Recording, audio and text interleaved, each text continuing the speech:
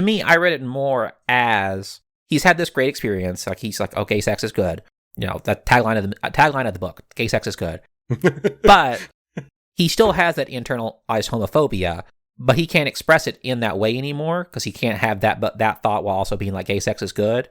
He can't be like, oh, this is everything that I've dreamed it to be. I feel free and finally as a full person. But he still has that kind of internalized homophobia, but it comes out as classism because that's a safe way of attacking, you know, that same male attraction. He can be like, I like men, but it's bad for me, and it's really bad for me because he's a lower class.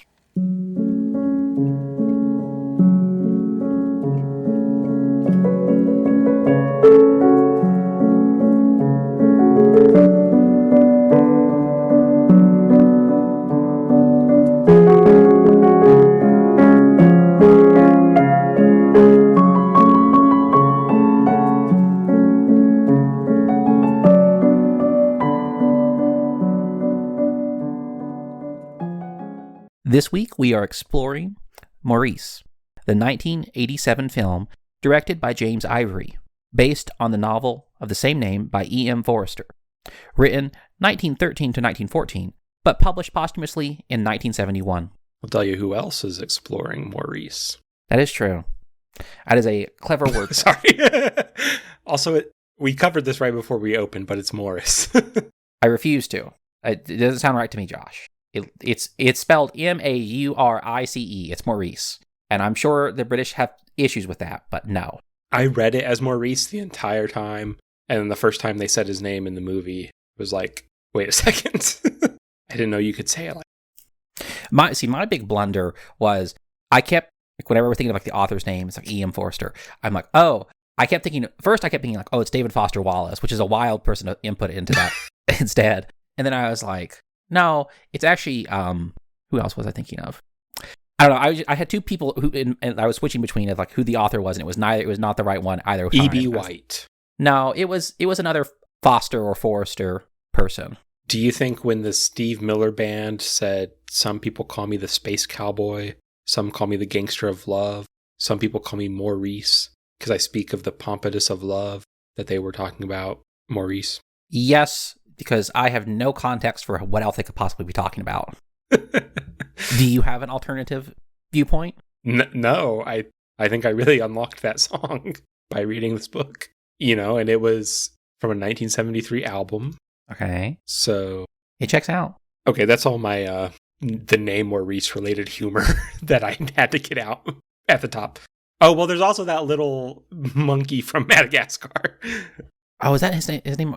You think that one's also a reference to that? Because they're kind of cozy with one another. True, that's what I would call it. They're like grooming each other. They're like playing with each other's hair. Josh, I'm convincing myself it's there. I feel like maybe. So I doubt either of us have prior experience with this work, which is where we usually start. Yeah, I just heard. Actually, I'm sure I had heard of it, but I just found it in a used bookshop a few months ago. Yeah, I had not heard of this before, but I've not read a bunch. I've not read much by Forster. I remember we read part of A Passage to India, Britlit, I believe. Although then I read a summary of the plot of A Passage to India, and I was like, I have not read anything with this plot before, so I'm not sure what I read. So moving past that, since neither of us were very aware of this book, I think unlike a lot of times where we briefly touch on the book and then move to the movie, I have like a lot of thoughts on this book. I do too, because I found, and I don't know if you feel similar, I grew to appreciate the book a lot more after having seen the movie. And I find it interesting, the differences between them. And we can kind of get into that later. But what are your thoughts on the book? I'll let you start us off. I don't know that I necessarily appreciate the book more after seeing the movie. Because honestly, my main takeaway from the book is just like every single page is just full of like banger prose. Oh, yeah. Every paragraph is like immaculate. So I don't know. I mean, whatever I read from E.M. Forster in college, I must have sleptwalked through. Because I was like, this guy is like one of the best, just straight up writers of prose I've ever read. And surely I would have noticed if I was paying any attention to his other writing. I just think, to give sort of an overall summary, I just think it's super interesting to read a book that is so openly about what at the time was a taboo, of course, which is being gay, but it is still being written at the time that taboo is unmentionable, because that is such a unique context. Because I feel like historically you either have literature with queer themes that has to couch it in some way, or you have literature now where it kind of wants to move past that time of repression and be more openly proud. It just feels like a very unique moment in time that E.M. Forster wrote this, but it was like unpublishable when he did. Yeah. It's so situated in exactly the moment that he wrote it. Yeah. Because he's writing this at the time when there is a push to get it decriminalized, because it is being decriminalized, or it is decriminalized in like most of Europe at this point. In countries with the Code Napoleon, Yeah. as they say, which is France and Italy. The line that the hypnotist says that like the people of England are disinclined to accept human nature. And I was like, okay. I think as a historical context, like it's just so interesting because it's like treated matter-of-factly in some ways. And then in other ways, the whole book is obsessed with what is obviously both the character and the author's reckoning with themselves. When I read like queer literature, and I think it does come down to the time period which it's written in, I think oftentimes there's not a lot given to the kind of social ramifications and the social structure in which relationships and the notions of heterosexuality and homosexuality exist. And I found this book very interesting and kind of fascinating in that regard of looking at how it impacts and how these different characters, based on their portion in society, are dealing with it and how they respond to it and why they think the way they do. And there was a little bit kind of in the middle where I was like, okay, this is dragging on a little bit. I'm still interested and I still like the prose. And then sometimes I felt like it drug a little bit when it got too much into the interior of his character, like his whiny depression. I was less interested in because I feel like that's something I see a lot in terms of queer literature, at least at some points in that stuff. Yeah. And I mean, that's part of the experience, I will say. But it was the least interesting because it was probably the least novel part of this book for me. Not that I've read zero, but I've probably read less queer literature other than, again, the type of stuff you end up covering in like an English degree where it's Shakespeare probably had a relationship with a man and this is probably about that, but you couldn't just say it at the time or whatever type of thing. Do you remember when we were reading the Canterbury Tales in British Literature 1? And the gelding or the mare? Yeah. Is it the parson? It's this character in the Canterbury Tales, and he's riding along with them. And, he's described as being like a gelding or a mare, which is like either a castrated male horse or just a female horse. And our professor is like, this is a potential first for queer characters in literature. And I sat there thinking, like, yes, that's probably true. I don't necessarily know if I want to tout this as like my favorite character. Yeah, because he is selling indulgences, isn't he? Yeah, he's like not a good character. Like, no one likes him. Professors at woke colleges, ours included, try so hard to be like, oh, this is early queer literature or whatever. And then you get to the next chapter and the author is like, Jews have too much money. And like, it's just like, okay, well, why are we ignoring this part?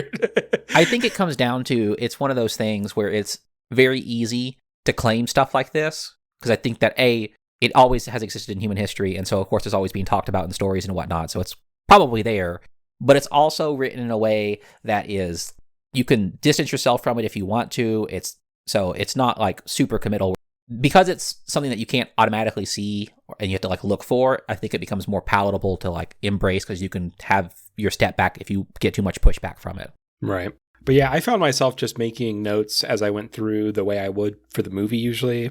I found the beginning interesting because it has such a sense of, and maybe you didn't find this as novel as me based on what you were saying, but I guess there's such a sense of like nothingness in the world as a person and trying to find contentment with that. It reminded me of the novel, and I think I've brought it up on the podcast before, Stoner by John Williams, who's an author, not the composer. Stoner's become kind of like a internet revitalized classic. It's about this guy who just sort of, I guess, in a way, drifts through life as a competent professor, but never really amounts to what he imagined he might amount to, and kind of gets sidelined even within his career. And it just has this sort of like beautiful melancholy to it. And there were a lot of lines like, no one could be deeply interested in the halls. In a word, he was a mediocre member of a mediocre school and left a faint and favorable impression. The last one I think I noted was, he had supposed that they were what he pretended to be, flat pieces of cardboard stamped with a conventional design. Which I guess that one's more about other people. But I mean, I think it's also a little bit about himself, because... Well, he's pretending to be that, but he doesn't truly feel flat, I guess. You know, he thinks that's what he has to be in society. I think it reflects the kind of Edwardian, Victorian era society of England where everything is stratified and everything has a place on this great chain of being. So there's not a lot of room to express yourself. And so, like, if you don't fit in with whatever place you're supposed to be, you can't move to another place. So you are just kind of left adrift. I thought some of the ways it dealt with, like, what we would now call heteronormativity were interesting. Because even in Maurice's internal narration, you get the line, man that is born of woman must go with woman if the human race is to continue. And then a little bit later in the same passage, it says he longed to be a little boy again. So this is before he's fully, I guess, admitted to himself that he's gay. And he's kind of misidentifying the feeling as, well, if only the world were asexual, or if I were asexual, then this wouldn't be a problem that I'm having. Which I think ties into him and Clive's relationship and their kind of platonic relationship. I thought of the line where they both, like, I think it's when they first started hanging out, that they're like, they both hated women by nature because they were misogynistic. Yeah. There's a certain amount, and this is still true, in the gay male community, which is very, I think, dismissive towards women or appropriative towards women. It struck a chord with me because that's probably always been there and probably always will be there, since I can understand how they could identify women with the heteronormativity of, like, that's being placed upon them. Right. They're like assigning women the pain that it causes them or whatever. Yeah. And of course it's misguided because it's not the women's fault. It's the patriarchy's fault. Right. And then I also, kind of a tangent from that, but I also think the whole misogyny thing is just sort of a fact of this, like, boys' boarding school environment. Yeah. It's very, like, I think this book does a good job in the same way that, like, something like Dead Poet Society or Rushmore does, of it just makes being part of a boarding school seem so cool at points, but also bad. They're at college. We've seen more about him at college than anywhere else. Public school, as they call it, I believe in Britain, is actually what we would think of as private school. And he goes to public school. But even then, like, you don't spend that much time in the book, like, with his experiences there. I just feel like this sort of ideal version of campus life where all you do is hang out and talk about the symposium and things is like that doesn't actually exist, but it's fun to read books about it that propose it. I mean, Josh, what did we do during college? I feel like that's all we did. We threw in a board game one night every so often. Like, I just kind of made a note that when Clive and Maurice finally move in together at Pinge, they're like a middle school couple or high school couple. They're just, like, so excited and earnest and in, like, an obvious honeymoon phase. I thought that was sweet to read. I don't know. I did not like their relationship because it felt to me, and I don't think it's hard to see why this relationship would not work out in real life. It just felt to me like it was a very uneven relationship. And so I couldn't see it lasting longer than the book without something changing dramatically. Because there's this, like, element where Clive is the one with all the power and authority and deciding how, setting the tone for the relationship, which doesn't surprise me because I think that all relationships have some power dynamic that I think it's very rare to have. But I think Clive initially is more like that because he's the one who's sort of like, oh, you need to read, the Greek classics so that you learn what homosexuality is, etc. But then after the whole I love you fiasco where Clive says I love you and Maurice blows up, and then Maurice goes, oh no, what have I done? Like, he's not interested anymore because I offended him. Maurice sort of becomes the more active pursuer of the relationship at that point. So I think that balances things back out. I don't know. I just feel like, and we can discuss the efficacy of the relationship. It felt to me more like Clive liked Maurice because he was seen as less intelligent, and so he could act all cool and nonchalant and intelligent next to him. I guess I don't. They're of the same class. They're in the same coursework. I just didn't get the sense that he was seen as less intelligent, I guess. Well, I mean, like, I think Maurice says it himself that he's, like, slow to learn things, and whether or not Maurice is very deeply, like, interior and can feel his emotions in a way that I think that Clive can't. Yeah. But it just felt like Clive and Risley both liked showing off. Like, right, Risley loved to show off to everybody. I think Clive liked having someone he could show off to and seem smart and intelligent and interesting. Well, that is my next point, which is I wrote that Clive uses intellect of classicism as a shield, of a way to push out real emotion, I guess, and intellectualize his feelings. Whereas for Maurice, learning about the classicism and that the things he's feeling are sort of a long line of humanity open things up for him. Mm-hmm. Kind of broaden, I guess, his experience. I think it's two sides of the coin of homosexual love where, yes, you're in love with the idea, and I would probably say the aesthetics of, the male, which I think is where Clive kind of falls. And he's trying to use it to justify it so that he can still stay within the system that he's currently in, where he has this kind of social capital that he has. So he's like, this is why they don't have sex or whatever. They don't consummate the relationship because it's just the intellectual side that's you can agree to and justify. And then you end up having later on, like Maurice wants to have sex. Like he wants to have a body relationship with another person, which is something that is intolerable to Clive, which is why the relationship doesn't work. So I have two broad questions about kind of the back half of the novel. Do you think that Clive's sexuality actually changed in earnest, or is the novel implying that it's all internalized homophobia? Well, so I'm kind of controversial in this respect, in the sense that, like, for me, I think we should live in a world where internalized homophobia doesn't really exist. But I think so much about people's sexuality, while a lot of it is not conscious and it is kind of based in their kind of brain chemistry and whatnot, a lot of it is conscious choice. And so if he says that his sexuality has changed, I'm going to just agree with him. I find this notion of people being like, oh, you were always gay, or oh, you were always straight, or you were always bisexual. I find that a very naive way of looking at like sexuality and how it evolves as you grow older. Because I think there are parts of sexuality that do change. It doesn't, yeah, and it doesn't necessarily have to be about whether you're choosing to or not, but it's even just the sense of like, to go back to like in ancient Greece, the sexual dynamics, you were socialized into that, and then that was what you liked. So it's the idea now that you are born and you either are straight, gay, bisexual, or pansexual, and you're one of those 3 or 4 things, and you always will be, is a fairly modern. I mean, literally, this book was written about the time that those ideas were being invented. And so when I look at Clive, and I think my opinion changes based on the book and the movie. Because I think in the book, I want to say that it's not necessarily repression. I think, I don't know, I'm more unsympathetic towards the book version of Clive than I am the movie version of Clive. Yeah. But in the book version, I feel more like he was attracted to the idea of being different, and like if you look at the Kinsey scale where no one's like 100% homosexual or 100% heterosexual. I think he liked being in defiance of society while he was in college and like was still within society but could still like rebel against it. I think he liked that aspect of it, but then once he got out into the real world and was part of society, it was less attractive to him. Yeah, he's kind of the classic had a lesbian phase in college or whatever. Yeah. Example in a way. And I mean, people experiment and realize that they're straight or whatever. Like that's the thing that does happen. Yeah.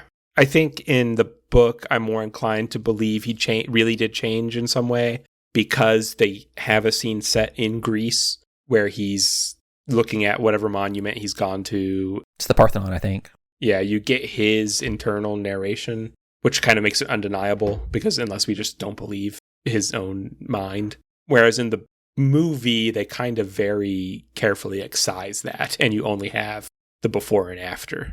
They also, and I think this is why I'm more sympathetic towards, and why I think that they're trying to angle more for the either he's a repressed bisexual or he's like suppressing his homosexuality, is because in the movie, Risley, who's another character who is sexually deviant in some way, in the movie he's coded as basically being Oscar Wilde. He gets charged with homosexuality and is punished to 6 months of hard labor, which I think is the exact crime that Oscar Wilde got. It's interesting because in the book, they just straight up mention Oscar Wilde to set up these stakes, and they had to kind of invent a plot line for the movie. So like in the book, there's no mention of him getting arrested or being punished in any way. He's just kind of there as a side character, and he comes back later on. But in the movie version, He's arrested. It's a big public trial. It's a scandal. And Clive goes and sees him be sentenced to a crime and be sentenced to hard labor. And I think that's the moment in the movie where he's like, I got to get out of this relationship with Maurice. So it's very much a practical, pragmatic kind of thinking, like, this could happen to me. I don't want it to happen to me. I'm going to cut off this relationship. I'm going to be a good member of society. So in the movie, I feel more like it's supposed to be he's purposefully repressing his desire for Maurice, which I find interesting as a deliberate decision to make. Yeah.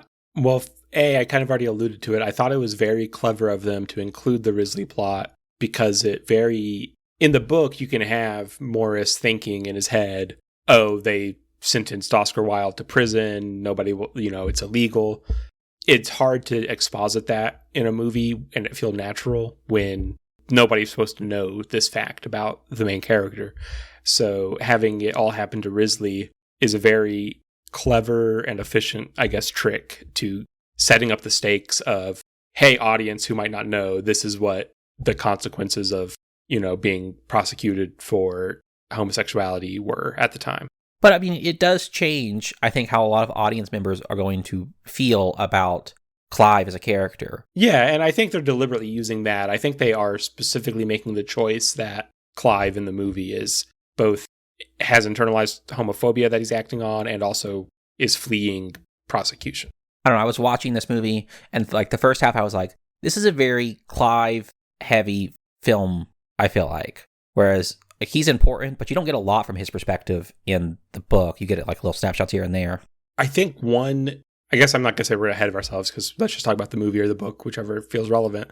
But one of the main, I guess, sticking points I have with the movie is I think Maurice ends up feeling kind of like a cipher.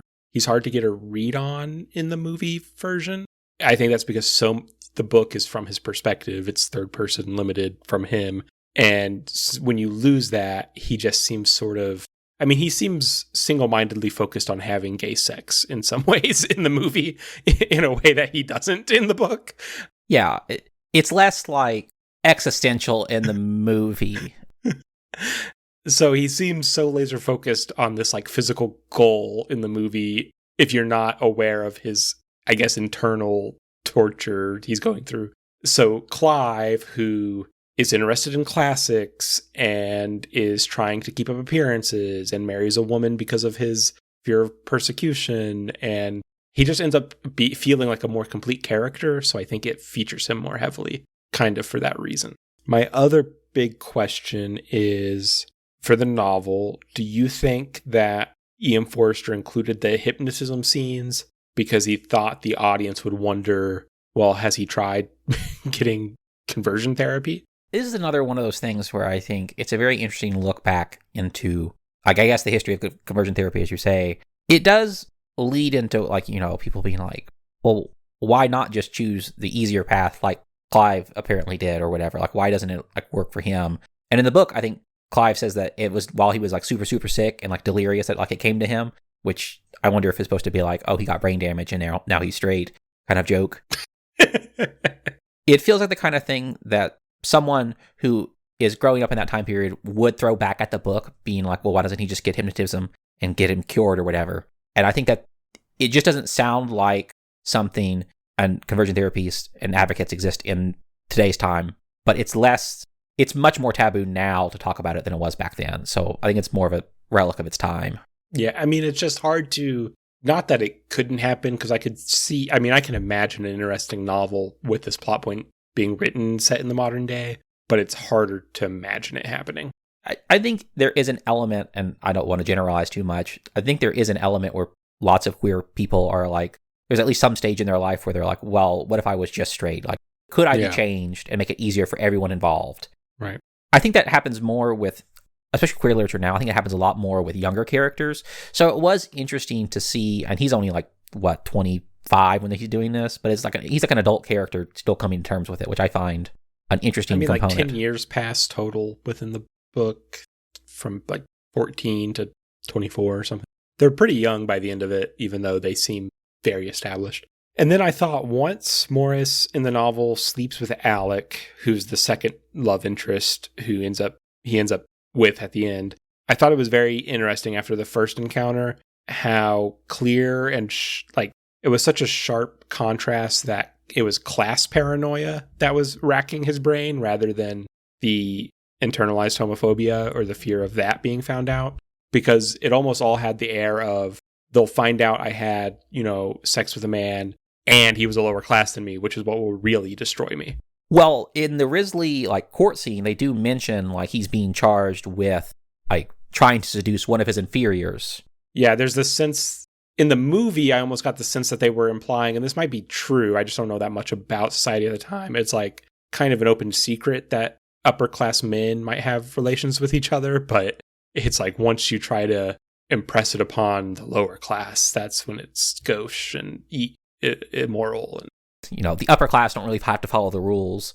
But in the movie, it's relatively de-emphasized, actually, I think. Not that it's not present at all, but in the book, it's just so, he is truly, repulsed and disgusted with himself because of the class distinction, not because of his feeling of, I shouldn't be having male sex or whatever. To me, I read it more as he's had this great experience. He's oh, gay sex is good. The tagline of the book, gay sex is good. But he still has that internalized homophobia, but he can't express it in that way anymore because he can't have that thought while also being gay sex is good. He can't be oh, this is everything that I've dreamed it to be. I feel free and finally as a full person. But he still has that kind of internalized homophobia, but it comes out as classism because that's a safe way of attacking, that same male attraction. He can be I like men, but it's bad for me. And it's really bad for me because he's a lower class. Yeah, I think that is a possible reading. I almost feel I find mine more complex still. I don't know. So, yeah, and more interesting, I guess. For me, it ties back into this idea of everyone in society has a place. You can't really move from your place. If you're middle class, you're middle class. If you're lower class, you're lower class. You will be a butler till the day you die or whatever. Right. And there's nothing that is there to change it. And so I think any kind of deviation from that norm gets attacked from all sides. But while we're on the topic, I do think this is my other major sticking point with the movie is how much it gets de-emphasized that it's a class thing. I think the class dynamics in the movie feel much more modern and permeable, where this type of thing is possible. And the book makes it so clear that it really shouldn't be or isn't at the time.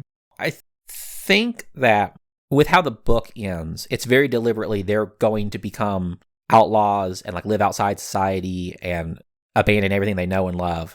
And that's kind of talked about a little bit in the movie, but it's a lot less de-emphasized. So you can still kind of imagine they're living a happy life in domestic bliss. Whereas in the book, it's a lot more, they're wild and free and outside of society. And that's good for them, but it's also going to be difficult for them in a lot of ways. Yeah. And so after I watched this movie, I read Roger Ebert's review, which I do for a lot of movies. He basically docked it a full star because he wrote, apart from their sexuality, they have nothing of substance to talk about with each other in this movie. No matter how deep their love, I suspect that within a few weeks or months, the British class system would have driven them apart. So he's basically saying, he gave it 3 out of 4 stars. And I think if he didn't have that sticking point with it, he would have given it 4 out of 4 because he talks about the movie's gorgeous. Every scene is perfectly shot. It's so well acted that even though I disagree with the ending, it's good. And he's saying they're so far apart in class that this could never happen. It's unbelievable.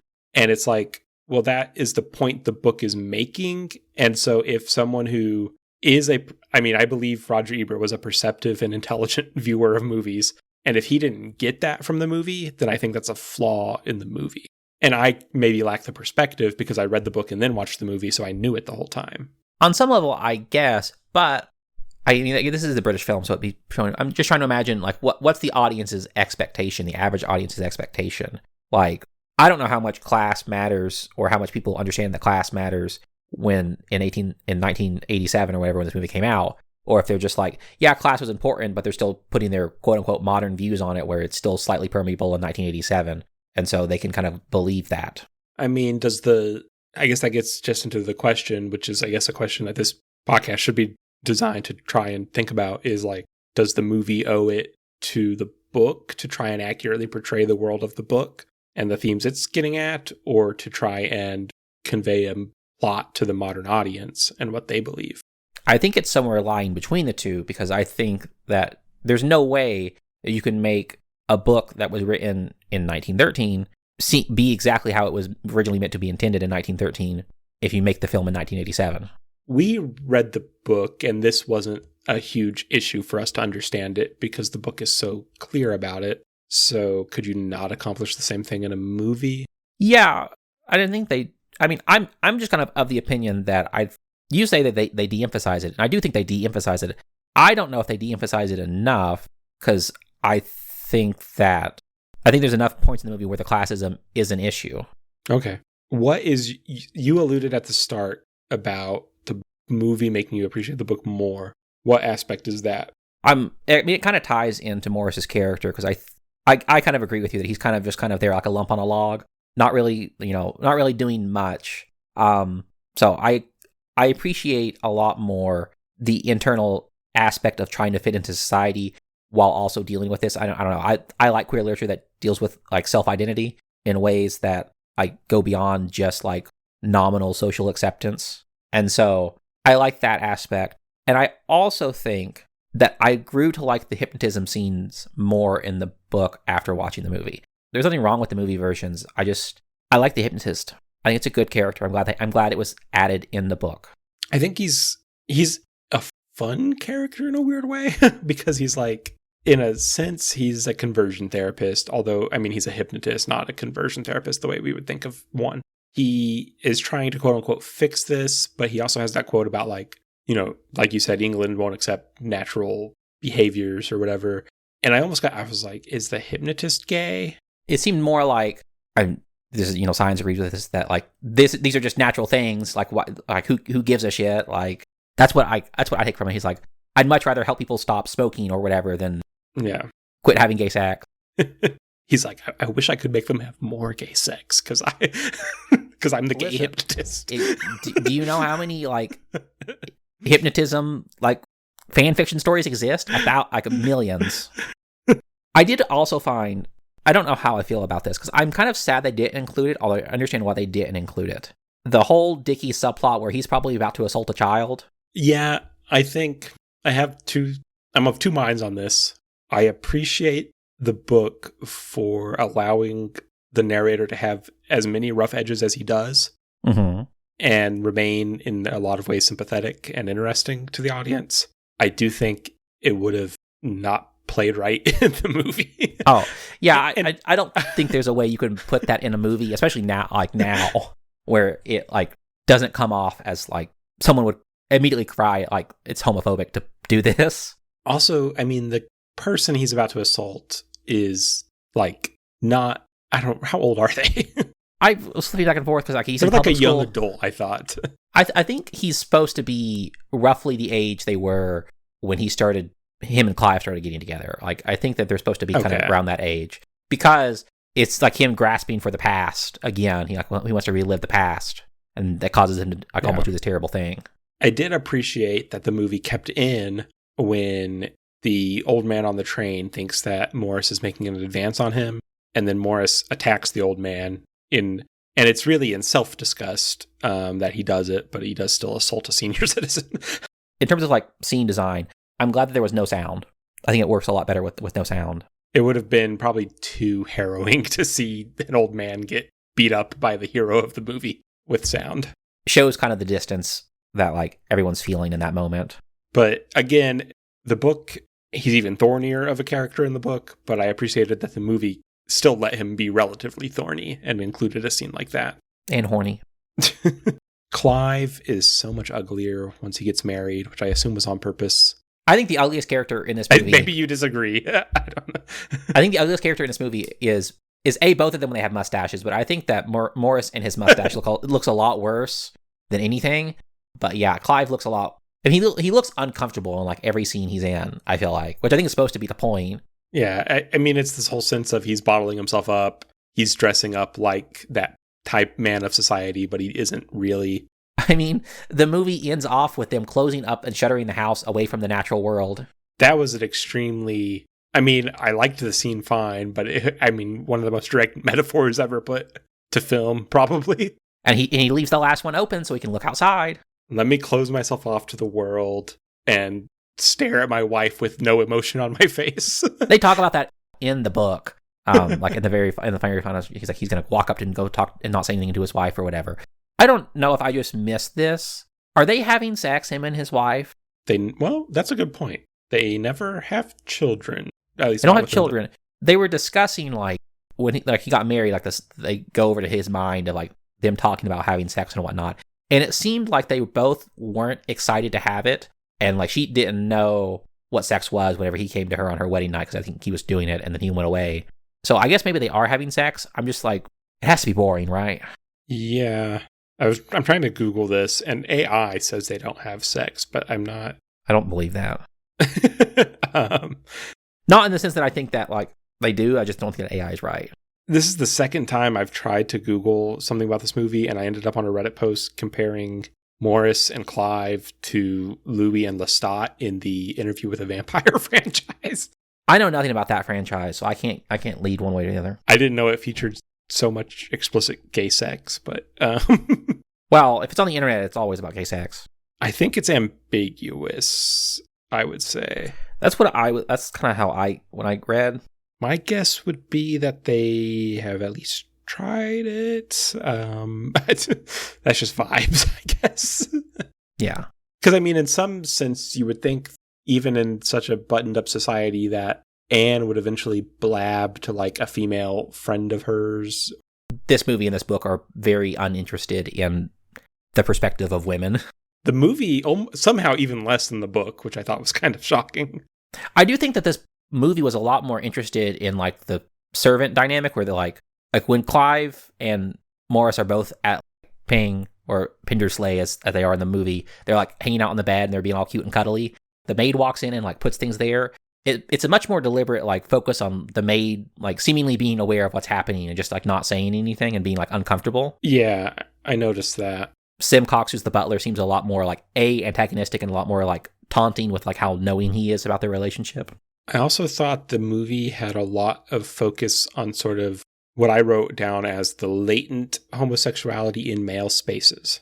Boxing and then being naked and play wrestling with each other in the showers amongst a bunch of allegedly straight men, and just boys' boarding school in general. Pretty much every male character that gets lines from the boarding school is gay in this movie.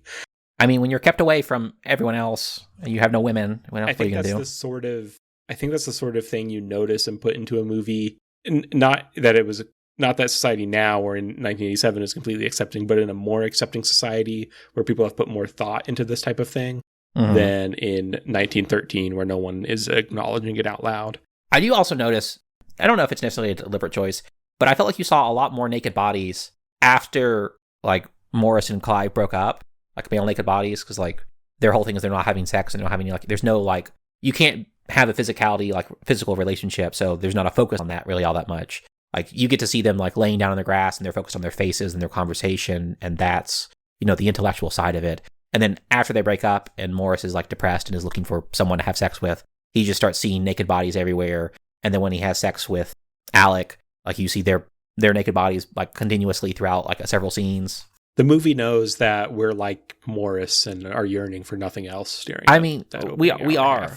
Well, listen, Alec Scudder, yeah. And then there were two. I think it's two instances of the plot being flipped around slightly in the end. The cricket match happens after the sexual encounter with Alec, and that is the other order in the book. I don't think that's true. I think in the book they have sex and then they have the cricket match and then he goes and runs away to the hypnotist for the second time. I think that happens the same way in the book or in the movie. I think there's maybe some slight differences in how they get up there. One thing, and this bothered me a little bit, in the book when Alec explains why he came up to Maurice and had sex with him, was that he heard Maurice say "come," like he screamed "come" out the window, and he's like, "Oh, it's an invitation." And in the movie, he doesn't do that. And so it feels very weird. It feels so like when in the movie, when he climbs up and comes out and comes into the window, it feels very much more like kind of like a bodice ripper kind of thing, where it's like taking the choice out of your hands so you don't have to feel bad about it later on. Yeah, he just feels much more aggressive in the movie. Like Alec is much more actively pursuing things, I guess. Which I think works for his character. Like, I don't think it's like super out of character for him because I think that he was always just kind of a bit rough around the edges.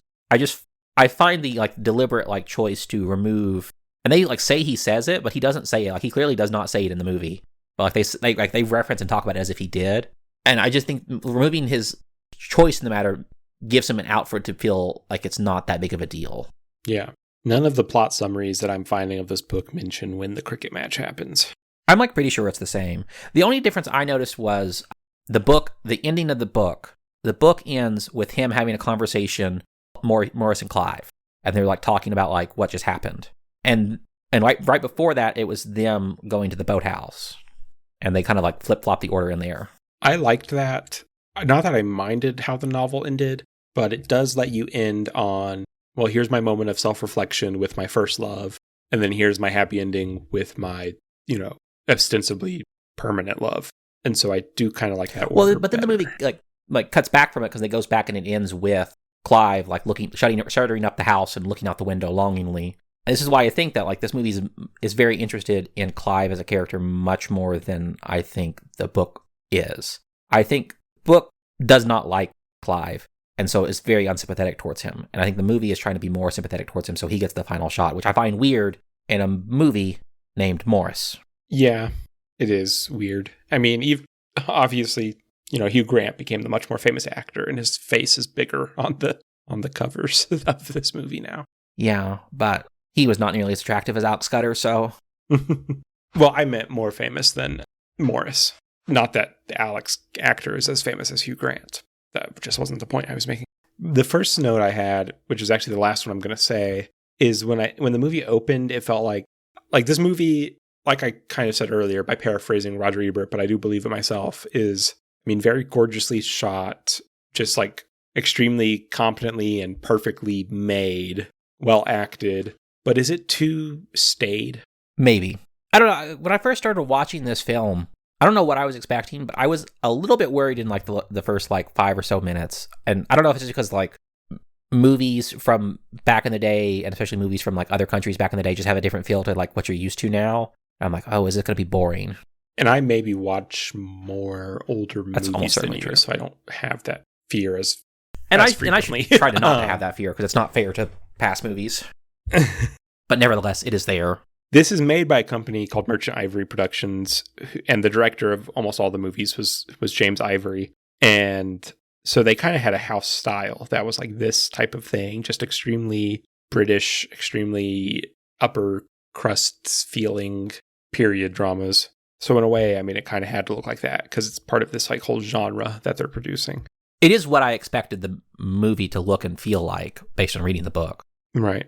Also, James Ivory got his first Oscar for Best Adapted Screenplay for Call Me By Your Name. Really? He did that one? He did the screenplay. But he directed this run of movies by his production company in the 80s. I've not seen Call Me By Your Name. I should watch it.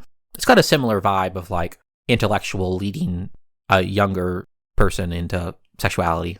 It's just interesting because he had this whole... from 1961 to 1990, he was active as a film director of pretty like famous and classy movies, and then it wasn't until 2017 that he got an Oscar. But also for a gay movie, Happy Pride.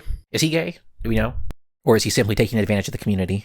Ismail Merchant, who is a man, was his domestic and professional partner, and the other half of Merchant Ivory Productions. We don't have to go on a witch hunt anymore. He's gay.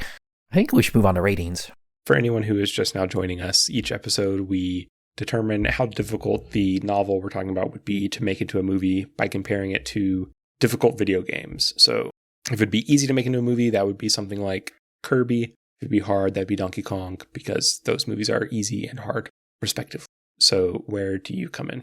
I think because so much of this movie is the interior world of Maurice, it feels very complicated. And like, how do you get to show that and make it feel real and genuine? So I think there's ways you could do that. I'm surprised there weren't more like voiceover narrations for like letters between each other, because I feel like that could have been an easy way of like doing it. But I feel like it's like a Mario difficulty, which is like one below Donkey Kong in terms of difficulty, in terms of like producing it while I think keeping the spirit the focus on the actual, like, the original intent. I think I agree with you. I think the only thing I would add, because I definitely agree about the internal narration, I do think even in 1987, or even if you were making this movie now, it's not as easy to make a gay romance that the public will accept as a straight one. You're more limited in what you can do that people will accept. So that's also something they're navigating. Where it's not so hard is that the plot is the book honestly is relatively plotty for what it's about, which always helps when making a movie, that you have enough plot to hang your hat on, I guess, so to speak. So I couldn't say it seems like extraordinarily difficult, because this movie is pretty faithful, other than it does not have internal narration and added like a scene or two. So I would agree. And then next we decide, having said that this book is as hard as the Mario game to make a movie out of, did this adaptation complete that game, or 100% it, or not finish it because it wasn't very good? I probably think that it beats it, because again, there's parts that I wish were included, and like, I don't know, it's like, I don't think there's a way you could put the Dickie subplot in to the movie without it being very, very creepy and very, very weird, and probably turning off most of your audience in terms of rooting for Maurice. But I feel like it feels necessary. I don't know, in terms of getting the messiness of Maurice's life and like how it and society are affecting him and all that kind of stuff. I flip between beating it and completing it. What are your thoughts? I'll mull it over a little bit more. What, Josh? Are you beating and completing Maurice? Alex is completing Maurice, yes. That's all he wants, is someone to beat and complete him. Sorry. That might honestly be the cold open, I don't know. I'm trying to think of, because we try to make up, new answers for when it feels like a movie is a different way. This movie almost feels like there's some elements where it is very detailed on, and then some that it excises that I wish were there. And I'm just trying to think of a way to summarize. Like, I think it, as a movie on its own, it feels very complete. And there are parts of the book that it really gets into the weeds on. And I wish I had a pithy way of summarizing that. What do we vibe. say? It's a speed run of it, and there's like some super technical stuff that they have to do to like. No. We do speed runs too much, and I don't think this fits, because this does not feel like a speed run in any way as you watch it. It's who knows, but I'll just say it beats it, and I'll think of it in the shower tonight. Oh, you're thinking of Maurice in the shower? Yeah, I'll be thinking about Maurice in the shower. I'll be thinking about Alex Scudder, I think. It feels unfair to be like, you should include the Dickie scene, because I honestly don't think there's a way you could do it. You could make him less salaciously young. Not that, he's not like a literal child. He's like at least 18, probably, hopefully. But, yeah, it's 1913, Josh. We don't know. But you could make him definitely an adult of a similar age. But even then, it's a tough sell to have your character contemplate sexual assault. Not that you couldn't, especially with that mustache. Not that you couldn't make a movie about that people would accept, but it becomes, it instantly becomes a much edgier, much more like, it becomes a different genre movie, like a much edgier, harsher movie, which this is just not trying to be. So I wonder if I should say it completes it, because I'm like, it kind of, no, I'll say it beats it.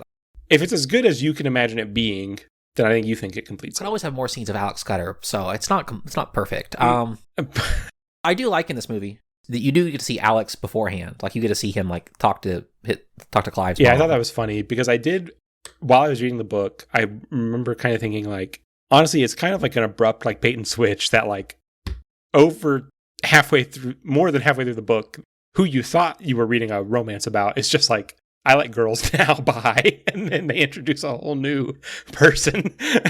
And I would not have liked this book as much if it had gone down the trope of, and I guess I don't know, would it have been a trope at that point, or would it just have been like the original, like the instigator? If it had been gay man pretends he's straight and then realizes later on he wants to be with his gay lover and then run off into the sunset kind of thing. So I really did appreciate that Clive stuck to his guns and kept, chose to actually stick with it in like a weird sense, because I think it gives a better, I don't know, I'm tired of like first love as true love kind of relationship romance stories. Like, I understand why they exist. I think they're somewhat problematic in terms of like setting expectations, and it felt more natural, because I feel like for a lot of queer people, your first crush or whatever that's on a person that you know, like, is like totally like unfulfillable. Like you can't do it because it's usually someone who's straight or whatever. So I appreciate that aspect to it. I will say, and they do mention, I mean, Clive is not his first crush in the novel. They kind of say like every single school year, he kind of attaches himself to a different classmate and admires them or whatever. Until he gets too close, then he pushes them away. I just like it better because they don't go through with it. Yeah. I liked the book a lot, and I don't know that I necessarily would have thought negatively of it if Clive kept being the main love interest, but I don't knock it for that not being how it goes. I don't think I would hate it. I just think I would like it a lot less. Are you watching, reading, playing anything else recently? So I saw the Backrooms movie. I got a funny story about that. But before we get to that, I've been playing Expedition 33, the greatest game of all time. That you're honest. Yeah. And that's what everyone says. So, and you just have the opinion of everybody. So, well, I mean, I like it. No, I think it's really good. I think gameplay's good. I think story's good. Characters are good. It's one I'm definitely interested in playing.